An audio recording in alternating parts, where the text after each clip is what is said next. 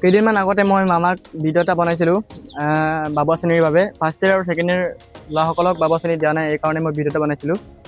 মই ভবাই নাছিলোঁ যে এইটো ভিডিঅ' ইমান ভাইৰেল হৈ যাব, ইমান লোকে মোক ছাপোৰ্ট কৰিছে, বহুত লোকে মোক ছাপোৰ্ট কৰিছে।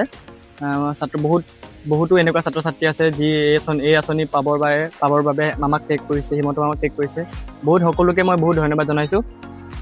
তাতে কিছুমান ডাঙৰ শ্ৰেণীৰ লোকসকলে কমেণ্ট কৰিছে, এইবোৰ কামত টাইম ৱেষ্ট কৰি লাভ নাই, 1000 টকা দি মানুহে একো কৰিব নোৱাৰি, ফাৰ্ষ্ট ইয়েৰ ছেকেণ্ড ইয়েৰটো পাছ কৰি গ'লে এনেও তহঁতেও ডিগ্ৰী পাবি বুলি এনেকৈ কৈছে। ক'বলৈ গ'লে এইটো পইচাৰ কথা নহয়, এইটো আমাৰ লগত হোৱা অন্যায়ৰ কথা হয়।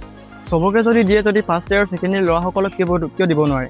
এইটো আমাৰ লগত অন্যায় নহয়নে? সকলোৱে এবাৰ ভাবি চাব।